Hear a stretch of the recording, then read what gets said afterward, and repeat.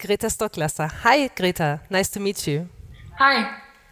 I think you just heard people applauding. We just watched your film, so welcome to DOK.fest. Welcome to Munich. Tell us about the premise of the whole film, basically. I mean, you were looking for such big answers to what went wrong, and is there a specific thing that went wrong 20 years ago that changed the world? And then what happened? I mean, was it obvious to you that you would contact Hans, or take us through the beginning of the project? Well, the inciting thing was was knowing of Hans. I knew that he lived in Sweden, and that he. Oh, now I can see you in close up. That's interesting. I'm sorry.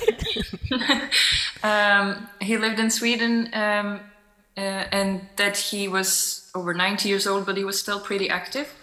And actually, my father used to be a diplomat for a very short while, so he told me a little bit about him, and I thought it was interesting because I was interested in Sweden's history of diplomacy and neutrality. Mm-hmm. So that was a topic that I was interested in, and then Hans somehow embodied it. So that was the inciting thing that I was interested in. If he could give me an insight into what's neutrality and what are the moral aspects of it, for instance, and how does diplomacy work.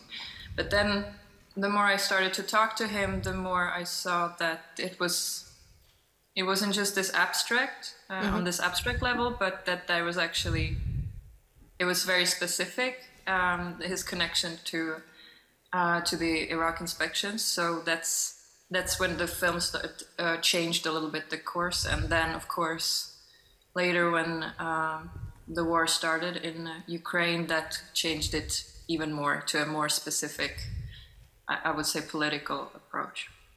I forgot the Swedish word, but I'm sure you can help me. The word for cleaning up before you die, so other people don't have to worry so much. What's the word again? The städning. This word. And cleaning. Did you feel like he was actually seeing your project as this?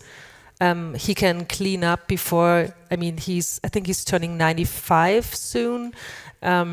Do you think that he saw that project as cleaning up his reputation, his role in history with this film? You would need to ask him. Mm-hmm. I think on some level he did, although he wouldn't admit it, mm-hmm. because he's very, as you saw in the film, he's pretty, stable in his answers and in his views, and he has been formulating his views and answers to all these things for decades. But I think there must be a part of him that may not feel completely on terms with everything that went on, how they treated him, for instance. Mm-hmm.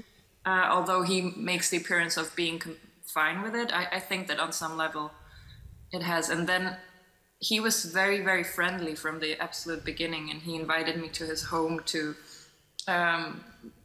talk to me when I was only a film student, and I didn't even know what I was doing. I was just interested in him, and so I think that he has this. There is still something he wants the world to hear from him, and that's also why he is writing this book, or he's just finished it. It's gonna get published in the fall. So yes. So I back to the question. I don't think he would see it. He wouldn't call this film a part of the death cleaning, but I certainly saw it as a part of it. Have you ever felt like he was treating you as some kind of a granddaughter, the way he took you shopping and asked you for help, the way you became closer during the shooting? What was the relationship like? He has grandchildren, so I wouldn't dare to compare it. That he didn't take me like his granddaughter, but I think we became friends. I think I can call us friends, and I think that he was more patient with me than with the journalists that have made interviews with him, for instance. And he was.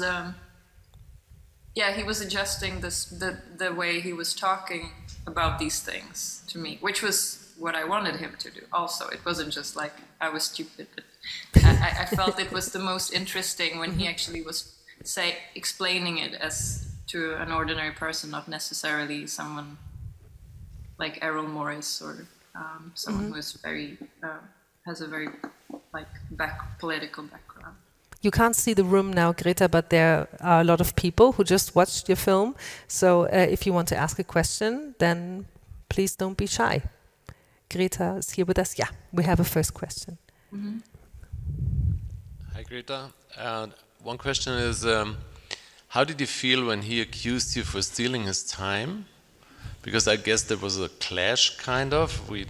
And how did you solve this situation? How did you come back to him again, or did he really kick you out and say bye? And it wasn't so clear, and I would be interested how that worked out. Well, he was right, so kind of, because I felt bad because I realized that when you're 94, you are pretty aware of that every hour you spend counts, especially if you're writing a manuscript that you've been writing for 10 years. So we had these special, we had decided to film for a certain amount of time, every day for 3 or 4 hours. And then, I don't remember actually when this actually happened, but I know that we were sometimes pushing it a little more. And that's when he got, especially in these circumstances when we were disagreeing with each other, he suddenly saw it as that I was stealing the time. And that, yeah, but I would say that it ran off both of him and me pretty quickly. I think it didn't, I think we may have pushed it a little more in the editing room, to be honest, because one thing that's good is that he's very frank. He doesn't hold grudges, so he told it like it was. He felt like he felt at that moment, like now stop, and so we did, and then he was fine again. It wasn't like he would stop wanting to talk to us. We actually had a very interesting situation now because he wanted us to make some changes. And so we experienced negotiating with Hans BLIX, and that's pretty cool. He's very diplomatic, but he's tough. So that's like, you can't go to. So did you change anything? We didn't throw anything out. It was just the order of things, because as you can imagine, he's very factual, and in a film you can't just say everything chronologically because it gets a little boring. So there were these things that we were trying to explain, that you have these different timelines and stuff. But we did a compromise that I think works fine. But I won't tell you what it is. We have another question for you, Greta. Thank you first very much for this very interesting and wonderful documentary. I really enjoyed watching it very much. I had the impression that by doing this movie or documentary, you wanted to address the question of war and peace in general. And beside the conflict in Iraq in 2003, maybe did you also ask him about Libya, Afghanistan, maybe about the NATO membership of Sweden now? Were there more questions you were asking him about war and peace, also having in mind now the current situation in Ukraine? And if so, did you cut it off or just didn't ask him? Yes, we talked, because when I started making the film, we did one long interview that was very, I think we had like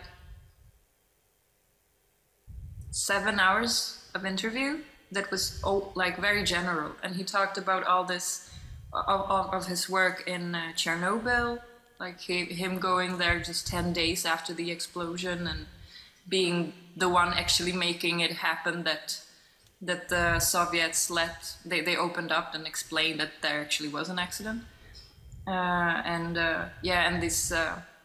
this climate conference, and even he led inspections in Iraq in the 90s as well, but then he wasn't working for the United Nations but for International Atomic Energy Agency. So we talked about all these things, and then we of course talked about war in abstract, and that's what his book is about, this Farewell to Wars, which is pretty controversial now, saying farewell to wars, but basically what he's saying is that we are going back from big wars and territorial wars, that we are doing minor conflicts, and people can agree or disagree, but we talked about these things on a more general, universal level, but the more we used these things in the film, it became more of a lecture, and it wasn't very, very interesting, unfortunately. But when we use these specific moments from Iraq, for instance, I think you can get the idea of what his views are. That you take something specific, like for instance,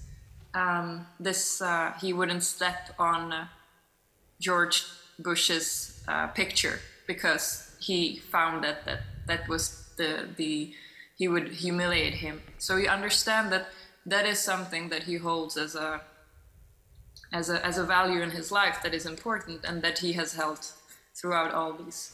And then of course we did talk about NATO, and for instance, he has been against joining NATO for a long time, but now he says he understands it. He understands that the situation, when even Finland, which he always admired for its foreign policy and being like not be a part of NATO, that even Finland decides to join NATO, he understands that Sweden does. Mm-hmm. But he has been talking a lot about this humiliation aspect is something that he sees as something crucial and very important, and that he has traced back to how people have been talking about Russia, for instance, for a long time. Obama,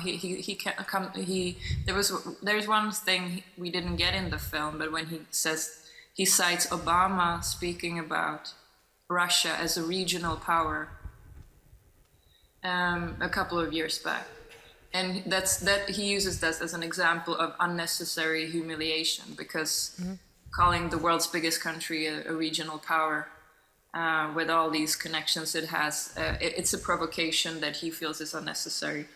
For instance, it doesn't justify anything Russia does, but that just so these things, we have been talking about too. We have another question for you in some seconds. Thank you.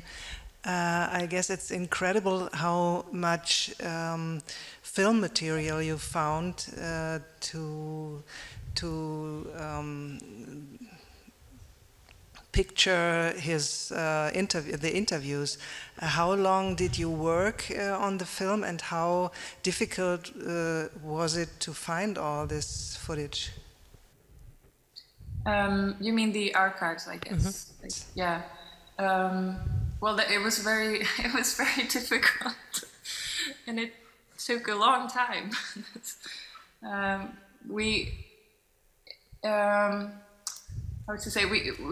were part of this workshop called DOK Incubator, which actually helped us a lot. But that's where we found the way we would tell the story, because I had never worked with archives before, and since it's a very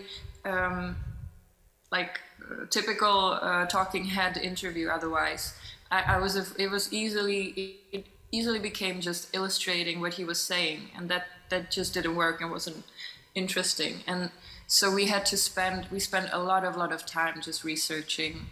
And we had a researcher who was helping us in the later stage when we already knew, like, oh, here we would need a good, I don't know, something with Al-Duri, the Iraqi UN ambassador. Then we could give it to her, and she would find us some footage. But basically, it was us, me, and the editors Jorge and Alan, and Philip in the beginning, who were doing this research and trying to think about the material as you are now constructing a story, not just illustrating it. Yeah, so it was a good experience. Mm-hmm. Is it just one person talking all the time? Because I don't see anyone, so it could just be one person. No, they look totally different. Okay. Hello, I understood that Hans Blix's belief is diplomacy is the key for peace, but is there any successful case that he actually prevent a war using the diplomacy and his method? Because I don't know any so far. Of his? I wouldn't dare to. That's difficult to say. Like, did he stop that? But I don't know if you can say stop war, but I think there were situations when he helped to ease a conflict, or to like freeze it, or at least like not escalate it. And well, one was probably when they chose him to become this inspector, like that he prolonged, hypothetically, an invasion that could have happened much earlier, because he actually made the Iraqis to be open for inspections. If he wouldn't be the way he is, acceptable to everyone, which was something a lot of people used against him, then he wouldn't get accepted to even have these inspections, and then they wouldn't have this at least 1 year or a couple of years when they were negotiating how the inspections would work and how. So that's speculation. I wouldn't dare to like say what he prevented, but as he says it in the film, like that's for him, the fact that the UN didn't authorize this is a victory, a very, well, not a big one, but at least if the other option would be that they had authorized it, and then probably United Nations would be gone now. Then probably it wouldn't be a point of having it. Mm-hmm. So he could, yeah. So and United Nations may have stopped wars and stuff like that. But that's speculation. I wouldn't go into that too much. There are, I think, 2 more questions, and the sound is fine. I just check with the colleagues because we have that weird signal, at least up here. Okay. Okay. Yeah, first of all, thank you so much for the movie. I really enjoyed watching that, and I do believe that we need more this type of movies and opportunities to learn the truth a bit, to understand more fair situation, not to have biased information. And my question is, do you plan any other similar projects? Not for now. I have a 2-month-old baby now, so that's my next project. But maybe in the future we'll see.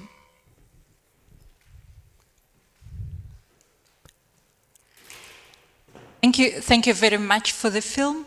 My question is about this interesting tension that you underline in the film between the world of expertise and the role of expertise and its neutrality or its responsibility for the political events that take place. And particularly in this conversation when you discuss about the next generation and the right to have a lot of children or more than 2 children. So what is the feeling and so first of all, what is your feeling after having had these conversations? Like, do you believe in the expertise being able to influence the politics, or the expertise always kind of avoids responsibility and always say at the end of the day it's your decision, or it's your generation, or these were the politicians who took those decisions? And what is your own position regarding this relationship between the expertise and politics, everyday politics or high-level politics, so to say? Yeah, that's a good question. There was, I think, in the beginning we were talking about this as a theme of the film, personal responsibility, which was even before the war in Ukraine started. That was one of the big themes that I thought was interesting in Hans, especially. That how much can you actually just explain that you were doing your job? Because that's like, we're all familiar with Eichmann, or like with the banality of evil. So not to say that Hans was that, but that bad things don't necessarily come always from bad people, but just that people don't do anything, for instance, or that they just say that they were doing their job and they didn't stand out.